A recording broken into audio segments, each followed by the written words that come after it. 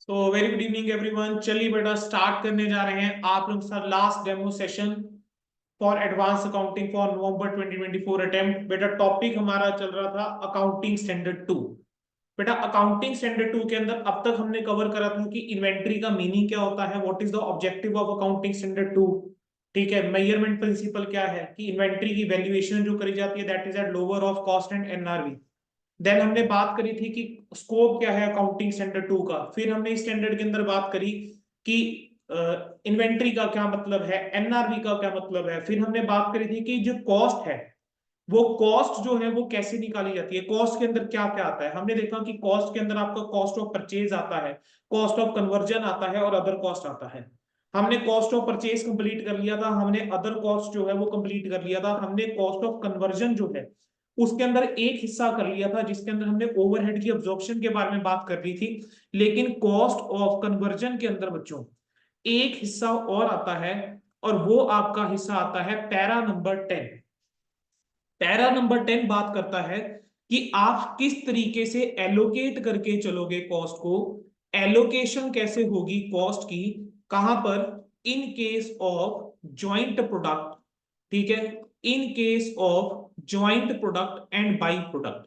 Joint product के case में और बाय प्रोडक्ट के केस में हम किस तरीके से एलोकेशन करके चलेंगे कॉस्ट की।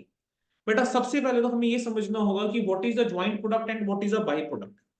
बेटा ज्वाइंट प्रोडक्ट एक ऐसा प्रोडक्ट होता है, ज्वाइंट प्रोडक्ट की अगर हम बात करके चलें तो ज्वाइंट प्रोडक्ट एक ऐसे दो या दो से ज्यादा प्रोडक्ट जो साइमल्टेनियसली जनरेट, जो साइमल्टेनियसली प्रोड्यूस होते हैं एक मैन्युफैक्चरिंग प्रोसेस से।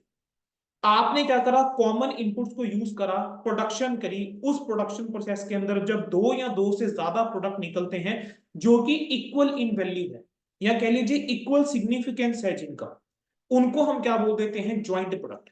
एग्जाम्पल के तौर पे बेटा अगर हम मिल्क की बात करके चलें तो मिल्क से आप क्या क्या बना सकते हो सर, मिल्क से हम बटर बना सकते हैं, मिल्क से हम घी बना सकते हैं, मिल्क से हम क्रीम बना सकते हैं। सब कुछ मिल्क से ही बनता है ना ये। अब हर किसी की क्या वैल्यू जो है वो सिग्निफिकेंट है। अब वो डिपेंड करता है ना कि आप कौन सी स्टेज के ऊपर आप उस चीज को प्रोसेस कर रहे हो, वो डिपेंड करता है ना। ठीक है, तो अब मिल्क से जो है बेटा आपका बटर भी बनता है, चीज भी बनता है, घी भी बनता है, क्रीम भी बनता है ना। तो ये सब क्या है, ज्वाइंट प्रोडक्ट्स हैं। ये सब क्या कहलाएंगे, ज्वाइंट प्रोडक्ट बनाएंगे। और एग्जांपल लेना हो तो बेटा पेट्रोलियम का अगर आपने देखा हो, बेटा क्रूड ऑयल यूज होता है। क्रूड ऑयल से क्या बनता है सर, क्रूड ऑयल से फ्यूल ऑयल भी बनता है, गैसोलीन भी बनता है, कैरोसिन ऑयल भी बनता है, डीजल भी होता है, पेट्रोलियम भी होता है ना। तो क्रूड ऑयल से कितने सारे मल्टीपल प्रोडक्ट्स जो हैं उनके प्रोडक्शन प्रोसेस के अंदर आते हैं क्रूड ऑयल को यूज करके। अब वो डिपेंड करता है कि आपने किस स्टेज के ऊपर जाकर बेटा उसको क्या करा है, अलग करा है। स्टेज कौन सी है जिसके ऊपर आपने उस प्रोडक्ट को अलग करना है। ठीक है बच्चों, चलो जी। बेटा अब इसके बाद नेक्स्ट हमारे पास क्या आता है इस स्टैंडर्ड के अंदर। अब ये हमने बताया कि ज्वाइंट प्रोडक्ट क्या होता है। अब समझेंगे बाय प्रोडक्ट क्या होता है। सर बाय प्रोडक्ट जो होता है वो एक सेकेंडरी प्रोडक्ट है, वो एक इंसिडेंटल प्रोडक्ट है, वो एक सेकेंडरी प्रोडक्ट है या एक इंसिडेंटल प्रोडक्ट है जो एक मैन्युफैक्चरिंग प्रोसेस के अंदर आप किसी प्रोडक्ट को मैन्युफैक्चर कर रहे थे, उस मैन्युफैक्चरिंग करते टाइम वो प्रोडक्ट साथ में बन गए।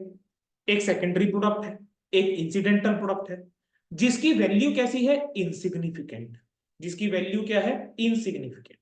ठीक है, जैसे मान लेते हैं जब बेटा जब आप शुगर की मैन्युफैक्चर करते हैं, आपका मेन प्रोडक्ट जो है वो शुगर है।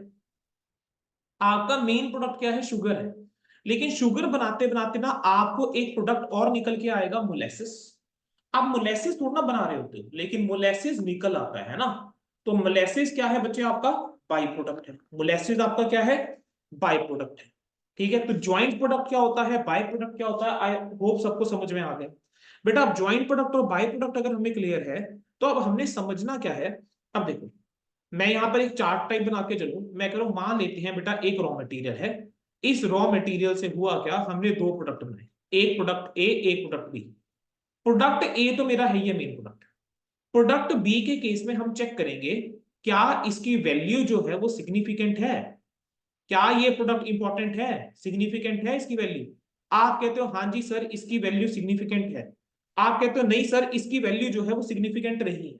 अगर इसकी वैल्यू सिग्निफिकेंट है तो आप इसको एक नाम दे दोगे, वो नाम क्या है, ज्वाइंट प्रोडक्ट। अगर आप कहते हो इसकी वैल्यू सिग्निफिकेंट नहीं है तो इसको हम एक नाम दे देंगे, वो नाम क्या है, बाई प्रोडक्ट। सिंपल। अब हम क्या कह रहे हैं कि बेटा कॉस्ट को कैसे एलोकेट करेंगे। जब आपने एक ही रॉ मटेरियल या इनपुट्स को यूज करके प्रोडक्शन प्रोसेस के थ्रू दो डिफरेंट प्रोडक्ट बनाए हैं, तो उसके अंदर अब हम ज्वाइंट प्रोडक्ट्स के केस में कॉस्ट को कैसे एलोकेट करके चलें। तो कह रहे हैं देखो सिंपल सी बात है, कह रहे हैं जहां पर कॉस्ट ऑफ कन्वर्जन जो है, जहां पर आपकी कॉस्ट ऑफ कन्वर्जन जो है वो सेपरेटली आइडेंटिफाइबल नहीं है, सेपरेटली आइडेंटिफाइबल नहीं है, ठीक है। यानी आप कॉस्ट ऑफ कन्वर्जन को सेपरेटली आइडेंटिफाई नहीं कर सकते। आपके दो प्रोडक्ट बने हैं, आप ये नहीं कह सकते कि हाँ जी एक प्रोडक्ट को बनाने के लिए से प्रोडक्ट ए बना और बी बना। हम ये नहीं कह सकते भाई ए को बनाने के लिए कितनी कॉस्ट लगी सेपरेटली, कितनी एग्जैक्ट कॉस्ट लगी है, बी को बनाने के लिए कितनी लगी, हम आइडेंटिफाई कर ही नहीं सकते। तो ऐसे केस में कह रहे हैं कॉस्ट को जो आप एलोकेशन करके चलोगे ना, हमने इसको एलोकेट करके चलना है। एलोकेशन कैसे करनी है, allocation on a rational, systematic and consistent basis. एक रैशनल बेसिस के ऊपर, सिस्टमैटिक बेसिस के ऊपर हम क्या करेंगे, इस कॉस्ट को बांट देंगे। एक रैशनल बेसिस के ऊपर, सिस्टमैटिक बेसिस के ऊपर हम कॉस्ट को बांट देंगे।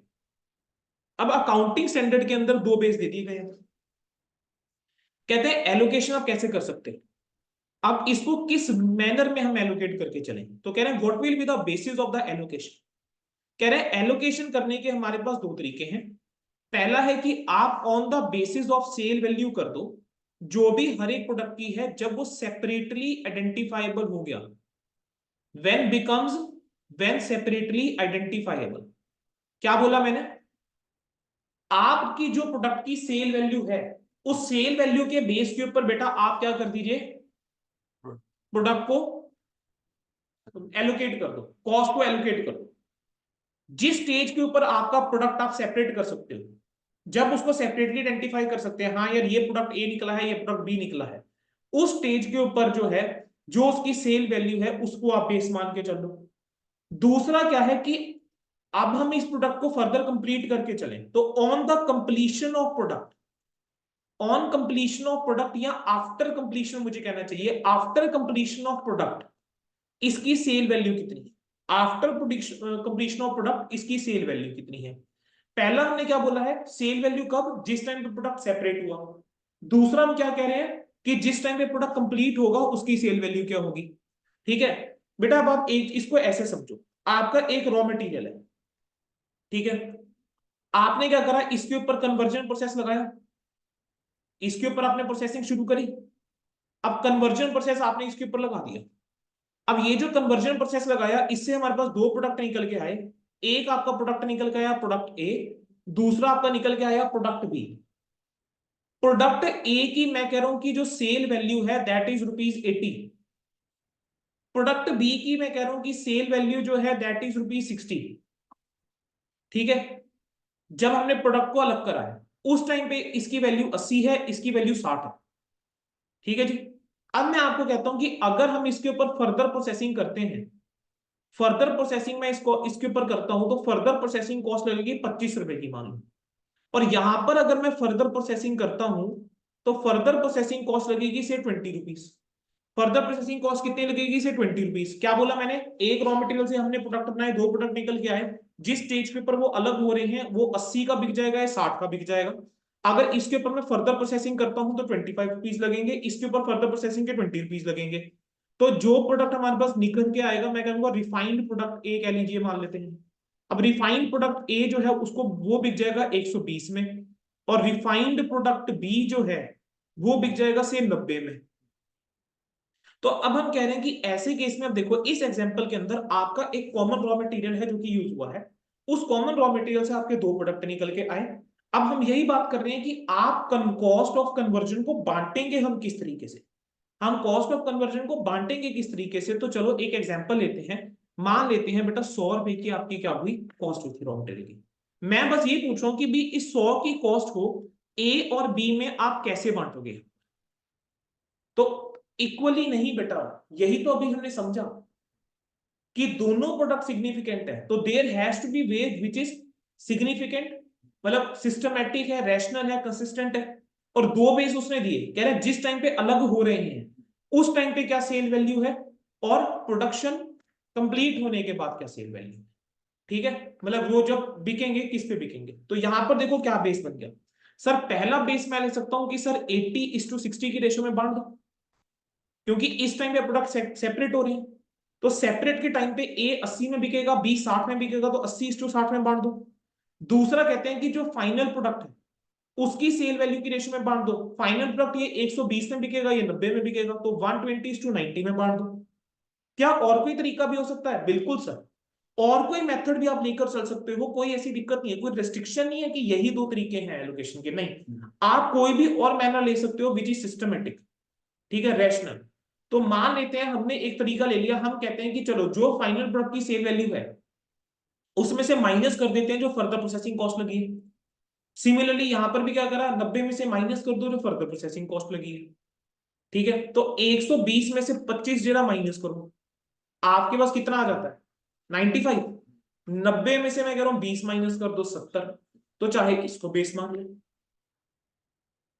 अल्टीमेटली वो ये कहता है कि जहां पर भी आपके पास ज्वाइंट प्रोडक्ट है तो वहां पर आपकी जो कॉस्ट ऑफ कन्वर्जन है उसको आप क्या करके चलेंगे, एलोकेट करके चलेंगे किसी सिस्टमेटिक मैनर के अंदर। ठीक है, अब अगला पॉइंट क्या आता है सर, नेक्स्ट पॉइंट कहता है देखो बेटा, जब हम मैन्युफैक्चरिंग कर रहे होते हैं तो हमारा कुछ ना कुछ कभी कभी बाय प्रोडक्ट निकल आता है, जैसे अभी हमने ऊपर पढ़ा था मोलेसिस। इसी तरीके से मैं कहता हूँ स्क्रैप भी तो निकलता है, वेस्ट मटेरियल भी तो निकलता है। सर एग्जांपल दे सकते हो स्क्रैप और वेस्ट मटेरियल का? सर आपने कभी बेटा मेडिसिन बनते देखे हैं, बॉटल्स, मेडिसिन की जो बॉटल होती है, ठीक है, जो बेसिकली लिक्विड्स होते हैं बेटा, हाँ उसके ऊपर कैप्स होते हैं। हाँ, कैप्स होते हैं ना, इस तरीके का कैप होता है ना। अब जरा सोच के देखो ये कैप कैसे बनते होंगे, प्लास्टिक ही है ना ये अल्टीमेटली। तो एक तरह का जो भी वो मटेरियल है जिससे भी बन रहे हैं, एक प्लेट सी होती है बेटा, एक ढांचा सा होता है। इस ढांचे के अंदर क्या होता है कि जो साइज होता है ना उस साइज का प्लेट लगाई जाती है। इस तरीके की प्लेट जो होती है वो इसके ऊपर प्लेस करी जाती है, फिर इसको मशीन से प्रेस करा जाता है। ऊपर जब मशीन से इसको प्रेस करते हैं तो होता क्या है कि जितने भी ये ढक्कन मैंने बनाए हैं, ठीक है, वो सारे के सारे ढक्कन क्या हो जाएंगे, अलग होकर निकल जाएंगे। अब अगर अपन ध्यान से देखो तो जहां पर जो आपका बाकी एरिया है जिसको मैं ग्रीन में मार्क करूं, ये तो आपका वेस्ट है ना, इसमें से कोई ढक्कन तो नहीं बन सकता, ये तो आपका वेस्ट हो गया, ये स्क्रैप है, इसको क्या कर देते हैं, बेच देते हैं। अब जब भी वेस्ट या स्क्रैप मटेरियल की बात होगी या स्क्रैप की वेस्ट मटेरियल की बाय प्रोडक्ट की बात होगी, तो कहते हैं ज्यादातर जो बाय प्रोडक्ट होते हैं, स्क्रैप होता है या वेस्ट मटेरियल होता है ना, इनकी जो बाय नेचर ये क्या होते हैं, इमटेरियल होते हैं। बाय नेचर ये क्या होते हैं, इमटेरियल होते हैं, यानी इनका कोई इतना सिग्निफिकेंस है नहीं, इनका इतना कोई सिग्निफिकेंस नहीं है कि इनकी आप कॉस्ट निकालने बैठो। अकाउंटिंग स्टैंडर्ड 2 कहता है इनकी ना कॉस्ट निकालने की कोई जरूरत नहीं है, इन तीनों की कॉस्ट निकालने की कोई जरूरत नहीं है। आप क्या करोगे, इनको मेजर करोगे किस वैल्यू के ऊपर, इनको हम मेजर कर लेंगे एनआरवी के ऊपर, कि इनको बेच के क्या मिल जाए। जो आपका स्क्रैप है, वेस्ट मटेरियल है, उसको आप अगर बेचते हो तो बेच के कितना मिल जाएगा, बस उसके ऊपर निकाल। तो सर अब क्वेश्चन आता है कि मेन प्रोडक्ट की हम कॉस्ट कैसे निकालें। ऊपर तो ज्वाइंट प्रोडक्ट सीखा था, अब मेन प्रोडक्ट की कॉस्ट कैसे निकालें। तो बेटा कॉस्ट निकालने के लिए मेन प्रोडक्ट की हम क्या करेंगे सर, मेन प्रोडक्ट की कॉस्ट निकालने के लिए वो कहता है सबसे पहले आप ज्वाइंट कॉस्ट निकालिए। Find the joint cost, joint cost किसकी, of the main product and by product. Joint cost निकालेंगे मेन प्रोडक्ट की और बाय प्रोडक्ट की। ज्वाइंट कॉस्ट निकालनी मेन प्रोडक्ट और बाय प्रोडक्ट की, उसके बाद आपने एनआरबी निकालनी है किसकी, ठीक है, एनआरबी निकाल लोगे किसकी, बोलो, स्क्रैप की, वेस्ट मटेरियल की, इनकी आप क्या निकाल लीजिए बेटा, एनआरबी निकाल लीजिए। स्क्रैप और वेस्ट मटेरियल की आप क्या निकाल लीजिए, एनआरबी निकाल लीजिए। ठीक है, जो भी सेपरेशन के टाइम पे है, बाय प्रोडक्ट की हो गया है ना, बाय प्रोडक्ट की बेसिकली स्क्रैप और वेस्ट मटेरियल नहीं, यहां पर बाय प्रोडक्ट की, बाय प्रोडक्ट की एनआरबी निकाल ली। कह रहे हैं जो आपके पास बचेगा ना वो और कुछ नहीं, 1 minus 2 is nothing but your cost of main product. आपके पास क्या आ जाएगी, मेन प्रोडक्ट की कॉस्ट आ जाएगी। बेसिकली क्रक्स क्या निकला कि जो एनआरवी है बेसिकली बाय प्रोडक्ट है, उसकी हम कॉस्ट नहीं निकालेंगे, उसकी हम एनआरवी निकालेंगे और उसको हम ज्वाइंट कॉस्ट में से बेटा क्या कर देते हैं, माइनस कर देते हैं। उसको हम ज्वाइंट कॉस्ट से क्या कर देते हैं, माइनस कर देते हैं। ठीक है बच्चों, और बेटा यही ट्रीटमेंट हमारा करा जाता है किस चीज के लिए, वेस्ट मटेरियल और स्क्रैप के लिए। स्क्रैप और वेस्ट मटेरियल का भी हम क्या कर देते हैं, माइनस कर देते हैं। क्या कर देते हैं, माइनस कर देते हैं। चलो कंसेप्ट समझ में आया? अगर कंसेप्ट समझ में आया, चलो एक एग्जांपल मैं तुम लोगों को देता हूं, जरा बताओ मुझे कैलकुलेट करके। बेटा मैं कह रहा हूं कि मान लेते हैं कि एक प्रोडक्ट हम बना रहे हैं, जो मेन प्रोडक्ट है हमारा उसका नाम है बॉमेक्स। क्या नाम है, बॉमेक्स। ये हमारा क्या है, मेन प्रोडक्ट है। ठीक है, एक इससे बाय प्रोडक्ट निकलता है इसके टाइम में, उसको बोलते हैं ब्रूसिल। एक बाय प्रोडक्ट निकल रहा है ब्रूसिल। मैं कह रहा हूं कि जो टोटल कॉस्ट ऑफ कन्वर्जन है, जो टोटल कॉस्ट ऑफ कन्वर्जन मैं आपको दे रहा हूं, मैं कह रहा हूं 7,70,000 रुपए की टोटल कॉस्ट ऑफ कन्वर्जन। मान लेते हैं कि 1,25,000 यूनिट्स जो हैं वो बने हैं बॉमेक्स के। ठीक है, 1,25,000 यूनिट बने हैं बेटा बॉमेक्स के, और 10,000 यूनिट बनकर आए हैं किसके, ब्रूसिल के। 10,000, हाँ 10,000 यूनिट्स बने हैं ब्रूसिल के। हमने जो प्रोडक्शन प्रोसेस करा इतने यूनिट्स हमारे बनकर आए। अब मैं कह रहा हूं जो ब्रूसिल है, it can be sold, it can be sold eight ₹4 per unit. इसको 4 रुपए के हिसाब से बेचा जा सकता है, इसके ऊपर कोई भी फर्दर प्रोसेसिंग नहीं चाहिए। बस मेरा आपसे क्वेश्चन ये है, what will be the cost of conversion, what will be the cost of conversion of बॉमेक्स। बॉमेक्स की मुझे कॉस्ट आप लोग बता दीजिए कितनी होगी।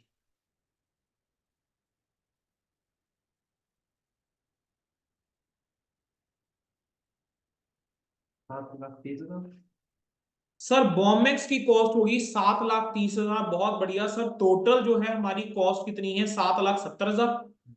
ब्रूसिल जो है वो हमारा क्या है, बाई प्रोडक्ट है। बाई प्रोडक्ट के केस में कॉस्ट नहीं निकालते, तो हम बाई प्रोडक्ट को एनआरबी के ऊपर ही क्या कर देंगे, उसकी माइनस कर देंगे। 10,000 इंटू 4, ठीक है, वो माइनस हो जाएगा। बचा क्या सर, 7,30,000। ये जो 7,30,000 आएगा बेटा, अगर मैं इसको डिवाइड कर दूं 1,25,000 से, तो मैं कह सकता हूं कि मेरे पास 5.84, सॉल्व करोगे बेटा, 5.84 पर यूनिट जो है, this will be my cost. ठीक है, जो मेरी आ जाएगी मेन प्रोडक्ट की। मेन प्रोडक्ट की जो कॉस्ट आ जाएगी वो 5.84 पर यूनिट आ जाएगी। समझ आ गया बेटा? तो बेटा this was the concept of the cost of conversion, जो हमने कल लास्ट के अंदर नहीं किया था, और इसको छोड़ के हमने क्या किया था, अदर कॉस्ट वाला कंसेप्ट कवर किया।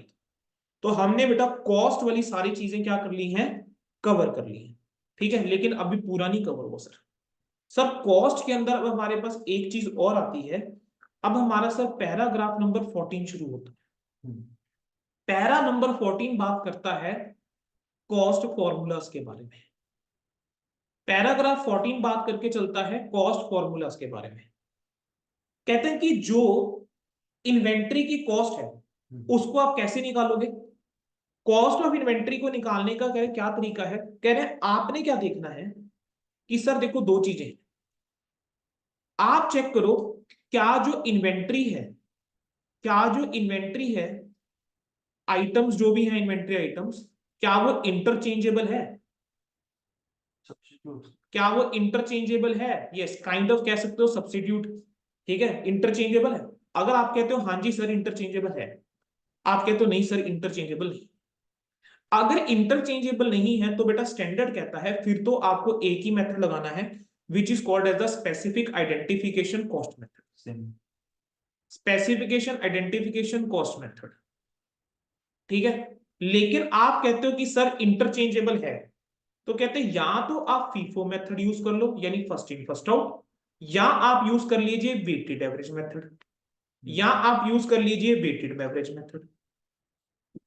अब सर सवाल ये आता है कि जहां पर आपकी इन्वेंट्री इंटरचेंजेबल है और स्पेसिफिक आइडेंटिफिकेशन कॉस्ट मेथड, क्या आप एक एक करके इनको समझे ना। सर आप एक चीज मुझे बताओ बेटा, आप में से किस किस के पास टू व्हीलर है, सभी के पास होगा, है ना, टू व्हीलर या कार, कुछ ना कुछ है ना, व्हीकल सबके पास है। मान लेते हैं बेटा हम सबके पास क्या है, एक्टिवास है, ठीक है। हम एक्टिवास की क्या कराने गए, सर्विस कराने गए, एक साथ गए हैं सर। अब जब आप एक्टिवा की सर्विस कराने जाते हो बेटा, यहाँ पर देखो, तुम कहोगे सर आप जो एग्जांपल यहाँ पर दे रहे हो, ठीक है, वो कहीं ना कहीं एक सर्विस का दे रहे हो, लेकिन बेटा पर्पस क्या है, मेरे को तो मेथड समझाना है कि स्पेसिफिक आइडेंटिफिकेशन कॉस्ट होता क्या है ना। तो बेटा उसके अंदर है क्या, मैं हम सभी गए, ठीक है, हम एक उस पे गए, हमने अपनी अपनी एक्टिवा यहाँ पे लगा दी, 4 जने हम चले गए। बेटा मुझे सपोज करो ये जो पहली वाली एक्टिवा है, इस वाली एक्टिवा के अंदर ना ब्रेक्स का इशू आया, इसकी सिर्फ नॉर्मल सर्विस है, कोई इशू नहीं है इसके अंदर, सिर्फ नॉर्मल सर्विस है। दूसरी वाली एक्टिवा के अंदर ना कुछ ब्रेक्स का इशू आया हो, तो ब्रेक वायर वो कह रहे हैं कि चेंज होगी इसकी। तीसरी वाली एक्टिवा के अंदर ना इसने ना सीट कवर डलवाना, कहता है जी मेरे को तो सीट कवर डलवाना, ठीक है। और फोर्थ वाली एक्टिवा जो है ना, ठीक है, वो आप लगा के चलो कि उसके अंदर भी कुछ इशू आया हुआ है, हेडलाइट्स का से इशू आया हुआ है, जस्ट एग्जांपल लिया। सर्विस सबकी होनी है बट उसके अलावा ये इशू है। अब जरा सोच के देखना बेटा, जो नॉर्मल सर्विस होनी है वो तो सब पे करेंगे, है ना, लेकिन क्या ऐसा होगा कि ये जो ब्रेक्स वाला इशू है इसकी जो कॉस्ट होगी वो आप सिर्फ इस वाले कस्टमर से चार्ज करोगे, बाकियों से थोड़ा ना चार्ज करोगे। सीट कवर का इसी से चार्ज करोगे, बाकियों से थोड़ा ना चार्ज करोगे। हेडलाइट का इससे चार्ज करोगे, बाकियों से थोड़ा ना करोगे। तो कहीं ना कहीं आप क्या कर पा रहे हो, आप आइडेंटिफाई कर पा रहे हो ना, है ना, आप आइडेंटिफाई कर पा रहे हो ना कि भाई कि ठीक है कि भाई किस एक्टिवा के अंदर हमने क्या चेंज करा है, क्या सर्विस प्रोवाइड करी है, you are able to identify that. आप उस चीज को क्या कर पा रहे हो, आइडेंटिफाई कर पा रहे हो। बोलो बच्चों समझ में आया यहाँ तक, यहाँ तक सबको सॉर्टेड है, क्लियर है। चलो चलो बेटा, बस यही आपका स्पेसिफिक आइडेंटिफिकेशन कॉस्ट मेथड जरा गुड्स में लगा कर देखें।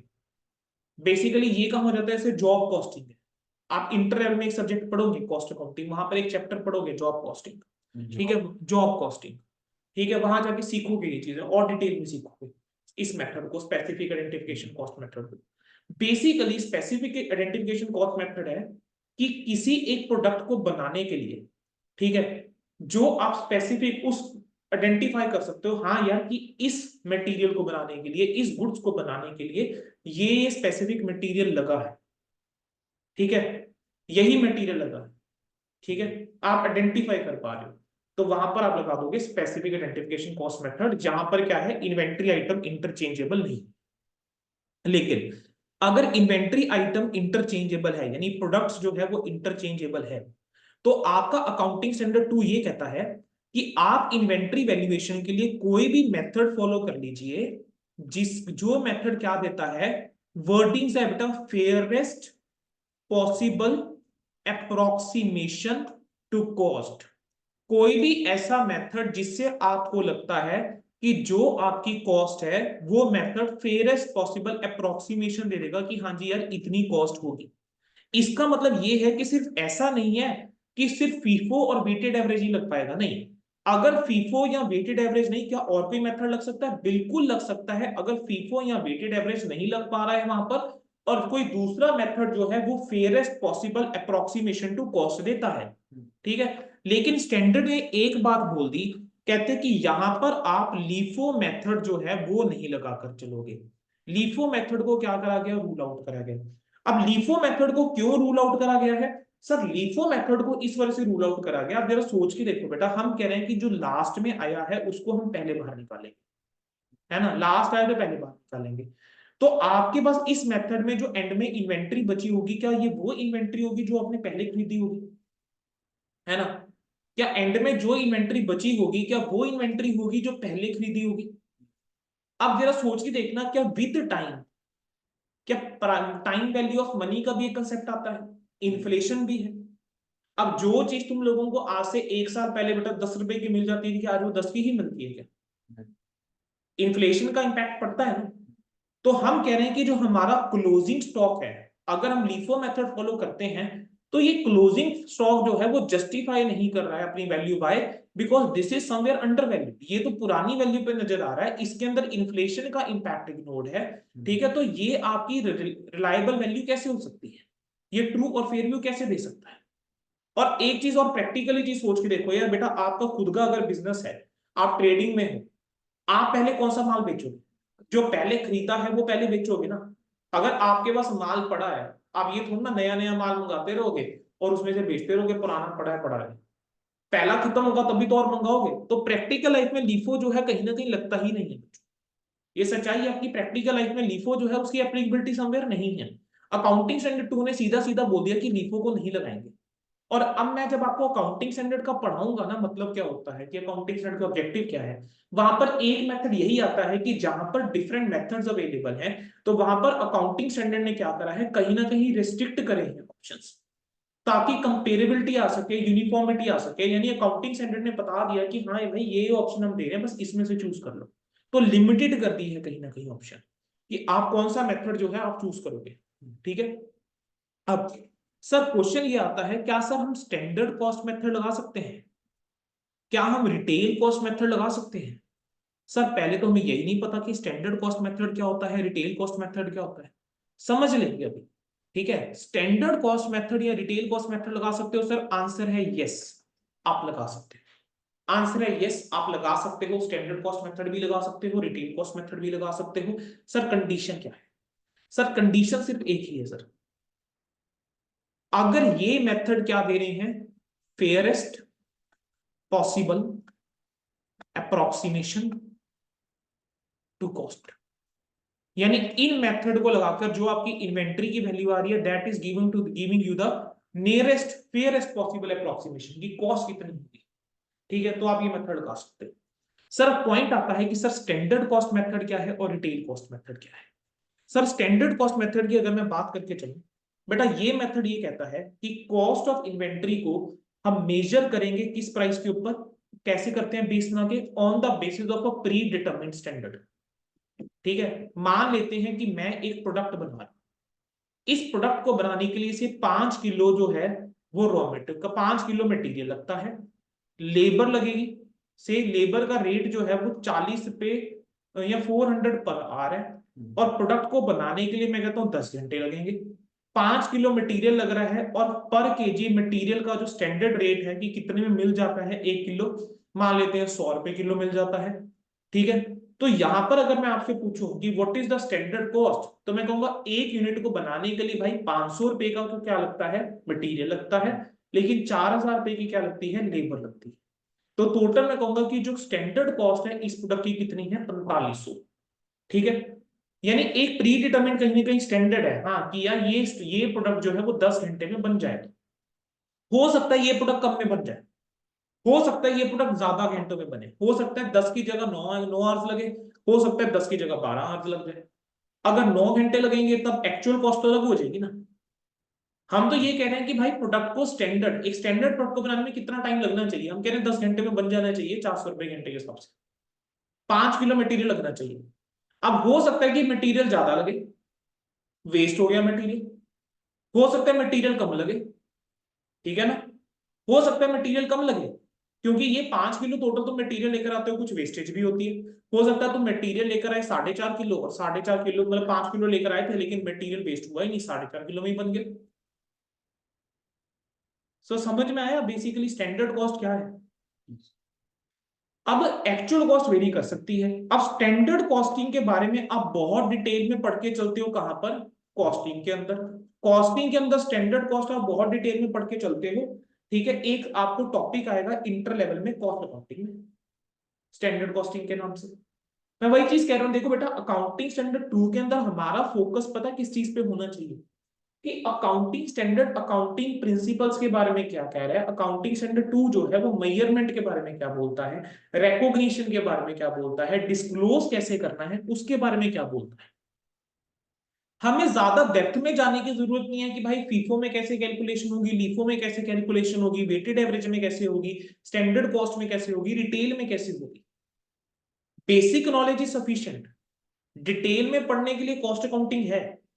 वहां हम सीखेंगे हाँ भाई मैन्युफैक्चरिंग कैसे होती है, प्राइम कॉस्ट क्या होता है, वर्क कॉस्ट क्या होता है, ओवरहेड क्या होता है। इस स्टैंडर्ड के अंदर हमारा जो मेन ऑब्जेक्टिव है वो सिर्फ दो एलिमेंट है जिसके ऊपर हमने फोकस करना है, एक है कॉस्ट और दूसरा है एम, कि वो निकाल लेंगे कैसे, कैसे निकाल सकते हैं, कैसे मेजर करेंगे, ये मुझे स्टैंडर्ड बताना है। अगला मेथड आया retail cost method. Retail cost method बेटा आप सुनेंगे क्या होता है, बेटा रिटेल कॉस्ट मेथड जो होता है आप कभी किसी शॉप पे गए हो कन्फेक्शनरी?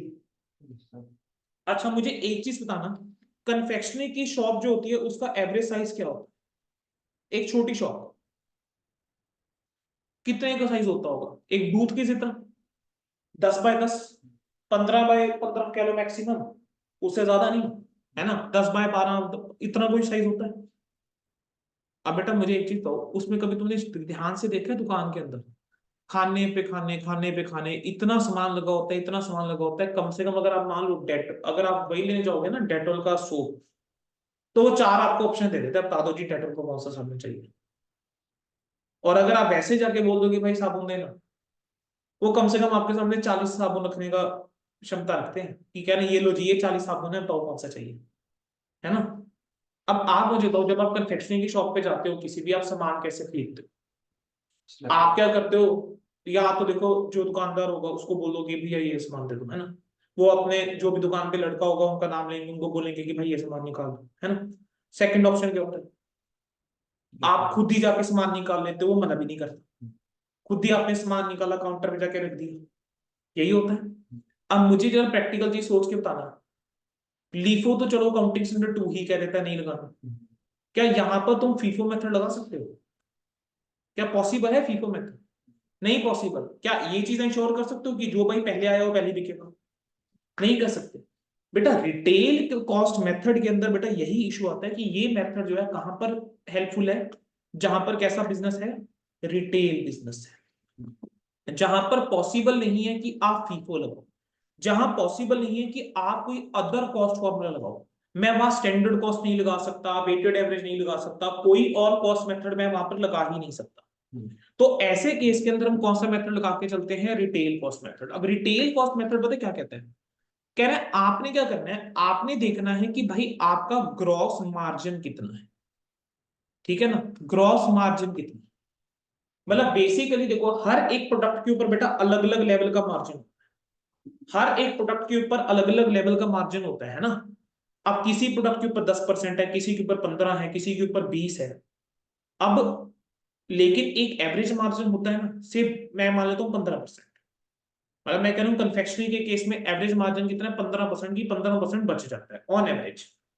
हम क्या करेंगे, हम जो है इन्वेंट्री की देखेंगे कि सेलिंग प्राइस कितनी है, जो हमारे पास इन्वेंट्री बची हुई है, जो हमारे पास क्लोजिंग इन्वेंट्री है, हम देखते हैं कि उसका सेलिंग प्राइस कितना है, और उसमें से हम माइनस कर देते हैं ग्रॉस मार्जिन।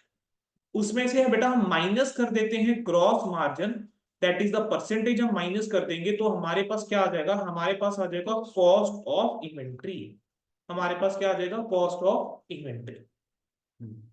ठीक है बेटा? तो बेटा this was your concept of the cost. अब हमने क्या कवर कर लिया है? हमने कॉस्ट का कंसेप्ट कवर कर लिया है। सर अब हमारा बचा क्या है? सर हमारा बच गया है स्टैंडर्ड के अंदर बड़ा छोटा सा पार्ट। हमारा बेटा इस स्टैंडर्ड के अंदर देखो एक पार्ट बचा है एनआरवी का, एक पार्ट हमारा बचा है अब एनआरवी यानी नेट रियलाइजेबल वैल्यू। अब नेट रियलाइजेबल वैल्यू की अगर हम बात करके चलें, उससे पहले जाने से पहले मुझे तो जितना अब तक स्टैंडर्ड करवाया क्या समझ में आया? ठीक है। अब बच्चे एक बार मैं टाइम देख लेता हूँ, क्योंकि एनआरवी का जो कंसेप्ट है 5:45 हुए हैं लगभग। ठीक है। सो बेटा मैं एनआरवी का कंसेप्ट जो है वो शुरू तो कर सकता हूँ, एनआरवी का कंसेप्ट हम कर लेंगे। रेदर इस स्टैंडर्ड को हम मोर और लेस मुझे लगता है नेक्स्ट 25 मिनट्स के अंदर या 20 मिनट्स के अंदर हम थोड़ा वाइंड अप कर सकते हैं, सिर्फ एक पॉइंट को छोड़ के। ठीक है, वाइंड अप हम करा जा सकता है। यानी उसके बाद बेटा इसके सिर्फ क्वेश्चंस है, उसके बाद इसके सिर्फ प्रैक्टिकल क्वेश्चंस है जो करने हैं। मेरी आपके साथ आज लास्ट डेमो क्लास है, मतलब अगर एक क्लास और होती तो हम इसके क्वेश्चन सॉल्व कर रहे होते। ठीक है। एनआरवी की अगर हम बात करके चलें बेटा, देखो एनआरवी जो है हम वैसे तो कंसेप्ट पढ़ चुके हैं पैराग्राफ नंबर 3.1 में, लेकिन मैं कह रहा हूं एनआरवी को अब हम बांटेंगे किस तरीके से कि देखो बेटा एक होती है फिनिश गुड्स, एक होती है वर्क इन प्रोग्रेस, और एक होता है रॉ मटेरियल, एक होता है रॉ मटेरियल। फिनिश गुड्स के केस में वो कहता है अगर आपको एनआरवी निकालनी है, आप क्या लो जो भी एस्टिमेटेड सेलिंग प्राइस है, यानी जितने में ये प्रोडक्ट बिक जाएगा उसमें से आप माइनस कर दीजिए सेलिंग एक्सपेंसेस, तो आपके पास बेटा जो बचेगा उसको हम बोलेंगे this is your NRV of finish goods, this is your NRV of finish goods. Work in progress की अगर हम बात करके चलें तो हम कहते हैं estimated selling price of the finish goods. जो फिनिश गुड्स है उसका मुझे एस्टिमेटेड सेलिंग प्राइस लेना है। वर्क इन प्रोग्रेस का मतलब क्या है, वो प्रोडक्ट ना जो रॉ मटेरियल भी नहीं है और जो आपका फिनिश गुड्स भी नहीं है, बीच में है, यानी उसके ऊपर और काम करना पड़ेगा। तो कह रहे हैं फर्दर कॉस्ट ऑफ कंप्लीशन जो लगेगी, फर्दर कॉस्ट ऑफ कंप्लीशन जो लगेगी, कह रहे हैं उस कॉस्ट को आप क्या कर दीजिए, या एस्टिमेटेड कॉस्ट ऑफ कंप्लीशन जो लगेगी माइनस कर दो। कह रहे हैं आप माइनस कर दो सेलिंग एक्सपेंसेस, आप माइनस कर दीजिए। ठीक है, इसको बेचने में कितना खर्चा होगा, जो आपके पास बचेगा that is your NRV of work in progress. तो इन दोनों में तो कोई दिक्कत नहीं होती सर, क्यों, ये कहीं ना कहीं एनआरवी की डेफिनेशन में हमने करवा था। सर मेन पॉइंट आता है रॉ मटेरियल के, वो कहता है कि रॉ मटेरियल के एम में हम एनआरवी नहीं निकालते, no need to calculate NRV. कह रहे हैं इसकी जो वैल्यूएशन है ना वो डिपेंड करती है किसके ऊपर, वैल्यूएशन बेस्ड होती है कि जो फिनिश गुड्स है, यानी जिस मटेरियल के अंदर, जिस फिनिश गुड्स के अंदर ये रॉ मटेरियल यूज हो रहा है, कि उसका सेलिंग प्राइस कितना है। कहीं ना कहीं ये डिपेंड करता है कि जिस फिनिश गुड्स के अंदर ये मटेरियल यूज हो रहा है उसका सेलिंग प्राइस कितना है। तो हमारे पास बेटा आता है पैराग्राफ नंबर 24। पैराग्राफ नंबर 24 ये कहता है कि जो आपका मटेरियल एंड अदर सप्लाईज हैं, जो भी आपका मटेरियल और अदर सप्लाई है, यानी रॉ मटेरियल की बात कर रहा है, रॉ मटेरियल जो आपका यूज होता है in the production of inventory, जो इन्वेंट्री की प्रोडक्शन में यूज होता है, आर नॉट रिटर्न डाउन। क्या बोलता है, are not written down below cost, are not written down below cost. उसको बिलो कॉस्ट हम राइट डाउन नहीं करके चलेंगे। If finish product, if finish product यानी जो फिनिश गुड्स हैं जिसमें वो इनकॉर्पोरेट हो रही है, if finish product in which, if finished product in which they will be incorporated, finished product in which they will be incorporated, यानी जिस फिनिश प्रोडक्ट के अंदर इनको इनकॉर्पोरेट करा जाएगा, are expected, are expected to be sold at or above cost, यानी वो cost या उससे ज्यादा बिकेगा, तो आपको रॉ मटेरियल को की वैल्यूएशन को कॉस्ट के नीचे लाने की जरूरत नहीं है। लेकिन वो कहता है however if there is decline in price, there is decline in price of the material, ठीक है, एंड इट इज एस्टिमेटेड, और ये एस्टिमेट हो गया कि जो आपका फिनिश गुड्स है, फिनिश गुड्स की जो कॉस्ट है, ठीक है, विल एक्सीड एनआरवी, यानी जो फिनिश गुड्स के केस में जो आपकी कॉस्ट होगी वो किससे ज्यादा होगी, एनआरवी से ज्यादा होगी। तो कह रहे हैं ऐसे केस में हम मटेरियल को क्या करेंगे, मटेरियल को हम राइट डाउन करके चलेंगे, ठीक है, टू एनआरवी। और एनआरवी क्या लेकर चलते हैं फिर मटेरियल की, replacement cost, replacement cost will be taken as the best estimate for NRV. अब इसी चीज को मैं एक चार्ट की फॉर्म में समझाता हूं। मैं आपको कह रहा हूं कि रॉ मटेरियल हम यूज करते हैं फिनिश गुड्स को बनाने के लिए, है ना। इस रॉ मटेरियल की वैल्यूएशन जो है पता है किसके ऊपर डिपेंड करती है, कि ये फिनिश गुड जो है किस प्राइस के ऊपर बिकेगा। हमने एक प्रिंसिपल पढ़ा है कि कॉस्ट और MRB which ever is lower वाला, है ना। इन्वेंट्री को हम किस पे रिकॉर्ड करके चलते हैं, वैल्यू करके चलते हैं, कॉस्ट और NRB which ever is lower के ऊपर। तो रॉ मटेरियल्स की जब हम वैल्यूएशन करके चलेंगे तो हमने फिनिश गुड्स को देखना। हम कह रहे हैं कि ये जो फिनिश गुड्स है ना, ये किसके ऊपर सोल्ड हो रहा है, ये सोल्ड होता है या तो एट कॉस्ट या अबव कॉस्ट, या तो एट कॉस्ट या अबव कॉस्ट। दूसरा है फिनिश गुड्स जो है वो सोल्ड होगा लेकिन बिलो कॉस्ट, यानी मान लेते हैं कि फिनिश गुड्स को बनाने की कॉस्ट लगी है 100 रुपए, हम कह रहे हैं कि ये प्रोडक्ट जो है वो 100 से ऊपर बिक जाए, 100 या 100 से ऊपर बिक जाएगा, लेकिन मैं कह रहा हूं ये प्रोडक्ट मेरा 100 से कम में बिकेगा।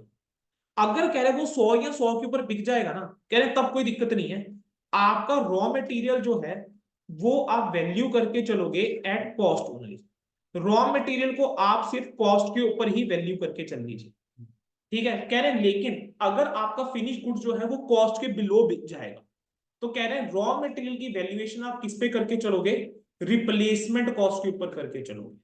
और रिप्लेसमेंट कॉस्ट बेटा आपको हमेशा क्वेश्चन में दी होगी, तो उस बारे में ज्यादा आपको सोचने की जरूरत नहीं है कि कैसे निकालेंगे। बाकी रिप्लेसमेंट कॉस्ट होती क्या है, बेसिकली आज के टाइम में अगर उस प्रोडक्ट को बाय करने की जो भी करंट वर्थ है, जितना आप पे करोगे उसको रिप्लेस करने के लिए, वो क्या है, रिप्लेसमेंट कॉस्ट है। वो क्या है, रिप्लेसमेंट कॉस्ट है। रिप्लेसमेंट कॉस्ट जो है बेटा वो आपको क्वेश्चन में खुद ही बताएगा। रिप्लेसमेंट कॉस्ट तो आपको क्वेश्चन के अंदर बच्चे खुद ही पता कर चलेगा कि रिप्लेसमेंट कॉस्ट कितनी। ठीक है बेटा, यहां तक समझ में आया। तो बेसिकली अगर मैं ओवरव्यू दूं तो हमने क्या पढ़ा, फिनिश गुड्स के केस में expected selling price minus the selling cost, work in progress में expected selling price of finish goods minus further cost of completion minus selling cost. लेकिन रॉ मटेरियल के केस में जो है,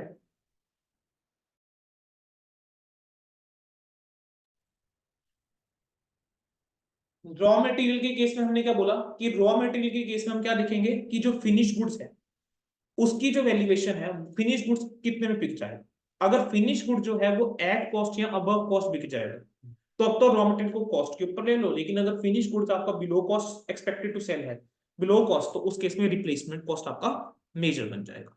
ठीक है बेटा। देन बेटा उसका नेक्स्ट हमारा आता है पैरा नंबर 21। अब पैरा नंबर 21 क्या बोलता है सुनिए। पैरा नंबर 21 ये कहता है कि जो आपकी इन्वेंट्रीज होती है ना, उसको हम राइट डाउन करेंगे to NRV on item by item basis. यानी आपने आइटम बाय आइटम बेसिस देखना है, टोटलिटी में नहीं देखना, ग्रुप में नहीं देखना, आइटम बाय आइटम बेसिस देखना है। Yes there can be certain circumstances जहां पर हम एप्रोप्रिएट रहेगा कि जो भी आपकी सिमिलर आइटम्स हैं या रिलेटेड आइटम्स हैं उनको हम ग्रुप कर दें।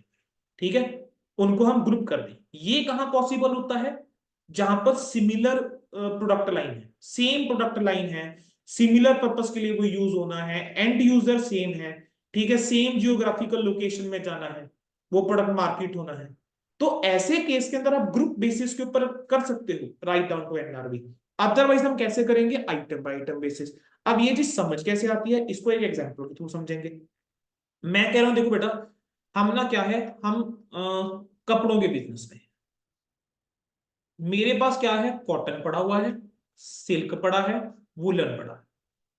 तीनों क्या है, अलग अलग तरह के आइटम्स है ना, फिनिश गुड्स है मेरे। पहली बात तो यहां पर कंफ्यूज नहीं होना, यहां पर वो रॉ मटेरियल की बात नहीं कर रहा, वर्क इन प्रोग्रेस की बात नहीं कर रहा।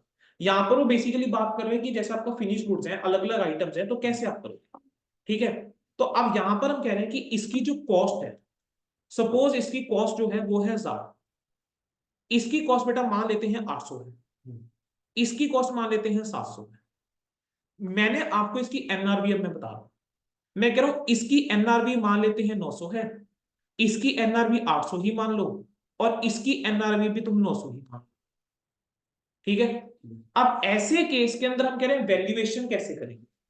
वो कहता है ये मत करना कि तुम करो कि भाई 1000 प्लस 800 प्लस 700 कितना हो गया, 2500, 900 800 900 1800 और 800 2600। तुम कहो कि किसके ऊपर वैल्यूएशन करेंगे, कॉस्ट और NRV whichever is lower. यही सिखाया था सर ने, है ना, inventory should be valued at cost और NRV whichever is lower. तो 2500 के ऊपर इन्वेंट्री को लेकर जाएंगे, नहीं सर गलत है। आपको क्या करना है, आइटम बाय आइटम बेसिस देखना है। 1000 या 900 में से क्या कम है, 900। 800 800 बराबर है, कोई भी ले लो, 800 ले लिया। 700 900 700 कम है। तो इन्वेंट्री जो है मेरी किस वैल्यू के ऊपर आएगी, इस वैल्यू के ऊपर। 9 8 17 17 एंड 7 इज 22। तो 2400 रुपए में मेरी इन्वेंट्री आएगी, ना कि 2500 ना कि 2600। ठीक है, ये बोलता है आपका पैरा नंबर 21। ये बोलता है बच्चों आपका पैरा नंबर 21। ठीक है, अब बेटा इसके अलावा बस लास्ट चीज जो रह गई है वो आ जाता है डिस्क्लोजर रिक्वायरमेंट। बेटा हर एक स्टैंडर्ड के अंदर क्या रहता है, कुछ एक डिस्क्लोजर रिक्वायरमेंट है। क्या रहता है, डिस्क्लोजर रिक्वायरमेंट रहता है।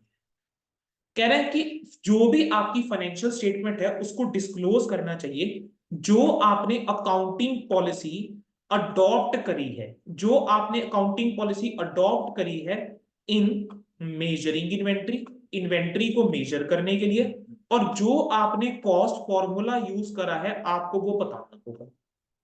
आपको बताना होगा कि कैरिंग अमाउंट कितनी है। कैरिंग अमाउंट का मतलब क्या होता है, यानी बैलेंस शीट के अंदर इन्वेंट्री जो है वो किस वैल्यू के ऊपर आएगा, और आपको उसकी क्लासिफिकेशन बतानी, क्या बतानी होगी, क्लासिफिकेशन बतानी होगी। सर अब ये क्लासिफिकेशन क्या होता है, सर तो पैरा नंबर 27 लास्ट पैराग्राफ कहता है कि इन्वेंट्री को हम क्लासिफाई कर सकते हैं कैसे, raw material, work in progress, finish goods, stock in trade. ठीक है, स्टॉक इन ट्रेड कहां पर आ जाएगा, ट्रेडिंग वाले कंसर्न के अंदर। Raw material work in progress वो फिनिश गुड्स कहां आ जाएगा, मैन्युफैक्चरिंग वाले के अंदर। स्टोर्स एंड स्पेयर्स, ठीक है, stores and spares, loose tools, loose tools और अदर्स, ये आपको स्पेसिफाई करना होगा अगर आपके पास और कोई भी इन्वेंटरी है। ठीक है, तो बेटा this was your accounting standard, बताओ ये लिखा था आपके पूरे अकाउंटिंग स्टैंडर्ड 2 में। अब हमें ये कंसेप्ट आते होंगे तब बच्चे हम क्वेश्चन कर पाएंगे। ठीक है, एनआरवी कैसे निकालनी है, रिटेल कॉस्ट मेथड कैसे अप्लाई करना है, ठीक है, आइटम बाय आइटम बेसिस वाला कंसेप्ट जो अभी हमने पढ़ा। ठीक है, इन सब चीजों को अब हम अप्लाई करके चलते हैं प्रैक्टिकल क्वेश्चंस में। अब अकाउंटिंग स्टैंडर्ड 2 का बेटा अगर देखोगे ना बच्चे, मैंने आपकी क्लास के अंदर कोई डेमो क्लासेस थी तो मैंने लिखवाया नहीं है ये क्लास के अंदर। ठीक है, हम क्या करते हैं बेटा, कुछ एक स्टैंडर्ड्स के लिए इस तरीके से मैं आपको ना नोट्स दे देता हूं, मैंने आपको समझाया एक एक चीज है, जो जो कुछ यहां पर लिखा हुआ है आपको एक एक चीज समझाई गई है। ठीक है, इससे क्या होता है, अगर हम क्लास में बेटा लिखने वाला टाइम बचाते हैं ना, मतलब लिख आप अपने लेवल पे लो, लिखना है आप लोगों ने ये, लेकिन घर पे खुद से लिखना है। इस बहाने घर पे आपका ये रिवाइज हो जाता है, टॉपिक आपका रिवाइज हो जाता है, हमारा क्लास में लिखने का टाइम कम बच जाएगा, तो हमारा सिलेबस थोड़ा सा जल्दी हो जाएगा। ठीक है, देखो बेटा यहां पर मैंने पूरा का पूरा स्टैंडर्ड जो है कहीं ना कहीं जैसे समझाया है, देखो आपको बिस्किट और चाय का एग्जांपल दिया था, देखो वही बिस्किट और चाय बेटा मैंने नोट्स के अंदर इन्वॉल्व करी हुई है। तो पूरा का पूरा स्टैंडर्ड जो है मैंने बहुत अच्छे नोट्स और एग्जाम्पल के साथ, हमने एग्जाम्पल लिया था कल की क्लास के अंदर जिसके अंदर हमने एक्चुअल क्वांटिटी प्रोडक्शन और नॉर्मल वाला समझा था, देखो वही चीज को यहाँ पर प्रॉपर एक्सप्लेन करा हुआ है। ठीक है, फिर ये ज्वाइंट प्रोडक्ट बाय प्रोडक्ट, बॉमेक्स का हमने एग्जांपल लिया था अभी, बेटा ये देखो ये बॉमेक्स वाला एग्जांपल आ गया। ठीक है, ये बॉमेक्स वाला एग्जांपल आ जाएगा अभी यहाँ पर, ये आ गया बॉमेक्स और ब्रूसेल। तो जो मैं करवा रहा हूं बेटा वो ये वही चीजें हैं जो कहीं ना कहीं हमने क्लास में जो है कवर अप करके चले हैं। Standard cost method, retail cost method, NRV जो है वो कैसे निकलेगी, ठीक है, रॉ मटेरियल के केस में क्या होगा, ये देखो एक एक चीज बेटा नोट्स के अंदर जो है वो प्रॉपर बन रखी है। अब ये जो आइटम बाय आइटम बेसिस है इसका एक एग्जांपल है साथ में पढ़ने के लिए। ठीक है, तो ये प्रॉपर बेटा हमारे ना नोट्स जो है बन रखे हैं, these are the notes of my current batch, that is my 2024 batch. ठीक है, और यही नोट्स डिटो सेम रहने वाले हैं नवंबर 24 के लिए, यही नोट्स इस स्टैंडर्ड की डिटो सेम रहने वाले हैं नवंबर 24 के लिए, कोई भी चेंज नहीं है इस स्टैंडर्ड में। ठीक है, so I will share these notes with you. तो मेरी तरफ से बेटा आपका अकाउंटिंग स्टैंडर्ड 2 जो है वो समझाने वाला पार्ट खत्म है। अब इसके बाद तो बेटा क्वेश्चंस है, इसके बाद तो क्या है, क्वेश्चंस है। ठीक है जी, तो आपके साथ बेटा डेमो सेशन में इतना ही। उम्मीद करता हूं जिन्होंने भी डेमो सेशन अटेंड करे हैं, चाहे ऑफलाइन में चाहे ऑनलाइन मोड में चाहे बाद में रिकॉर्डेड में लाइव जैसे मर्जी, आप लोगों को बेटा उम्मीद करता हूँ सेशंस अच्छे लगे होंगे और समझ में आया होगा एडवांस अकाउंटिंग। ठीक है, मुझे अच्छा लगेगा आप लोग अपना एक अगर एक ऑनेस्ट फीडबैक जो है हमारे साथ शेयर करेंगे। ठीक है, चाहे आप जो व्हाट्सएप ग्रुप बना हुआ है डायरेक्टली उस पर आप शेयर कर सकते हो, नहीं तो आप पर्सनली मेरे साथ भी शेयर कर सकते हो फीडबैक। ठीक है बेटा, मैं हमेशा एक चीज मानता हूँ, there is always a learning phase. ठीक है, हम चाहे मुझे बेशक पढ़ाते हुए बहुत टाइम हो गया है, ठीक है, but with every batch I learn something new. जितनी बार मैं अकाउंटिंग स्टैंडर्ड्स पढ़ता हूँ, ठीक है, क्योंकि बेटा जब मैंने पढ़ाना है तो कुछ तो मैं भी पढ़ूंगा, तो जितनी बार मैं अकाउंटिंग स्टैंडर्ड पढ़ता हूँ ना तो उतनी बार मैं राइज करता हूँ मैं हमेशा कुछ ना कुछ नया सीखा हूँ स्टैंडर्ड में से, कि हाँ यार इस वाले पॉइंट को ऐसे भी समझा जा सकता है, ऐसे भी एक्सप्लेन करा जा सकता है। तो हर बार मेरे लिए भी एक नया एक्सपीरियंस रहता है विद एवरी बैच। ठीक है, तो आप लोगों की जो भी फीडबैक है, ठीक है, चाहे positive negative what ever it is, बहुत अच्छा लगेगा अगर आप लोग हमसे शेयर करें। एंड अगर आप लोग सेटिस्फाइड हैं और हमारे साथ कंटिन्यू करना चाहते हैं तो you can just let us know. ठीक है, और बच्चों हमारे जो बैचेस होंगे वो हम ऑफिशियली स्टार्ट करेंगे आफ्टर योर फाउंडेशन रिजल्ट्स, जैसे ही आपका फाउंडेशन का रिजल्ट आया उसके 10 दिनों के अंदर बेटा हम आप लोगों का बैच जो है वो हम शुरू कर देंगे। मैक्सिमम 10 to 12 डेज के अंदर आप लोगों का बैच शुरू हो जाएगा। तो जब आपका बैच शुरू होगा आपको बता दिया जाएगा कि exact total number of hours हमारे कितने रहेंगे, ठीक है, क्या हमारी क्लास का शेड्यूल कैसा रहेगा, वो अकॉर्डिंगली उस टाइम पे हम आपको बता देंगे। ठीक है, जैसे ही आपका फाउंडेशन का रिजल्ट आएगा हम एक ऑफिशियल अनाउंसमेंट कर देंगे with the new batch and we will come up with an video for you all, जिसके अंदर हम आपको अपने अपकमिंग बैच की सारी डिटेल देंगे रिगार्डिंग बोथ ग्रुप्स। अभी आप लोगों के जो डेमोज हुए हैं वो आपके ग्रुप 1 के हुए हैं। Later on we will also conduct demos for group 2, but initially group 1 की आपकी क्लासेस शुरू होंगी एंड आफ्टर, ठीक है, आफ्टर मई मंथ, जैसे ही मई मंथ हो जाएगा, ठीक है, उसके बाद आपकी ग्रुप 2 की क्लासेस भी साइमल्टेनियसली बेटा स्टार्ट कर दी जाएंगी, कीपिंग इन माइंड कि नवंबर में पेपर है ताकि आपका सिलेबस जो है वो टाइमली कंप्लीट हो जाए। ठीक है, उम्मीद करता हूं बेटा आप सेटिस्फाइड होंगे। Thank you so much and hope to see you all in regular batches. Thank you, Vachu.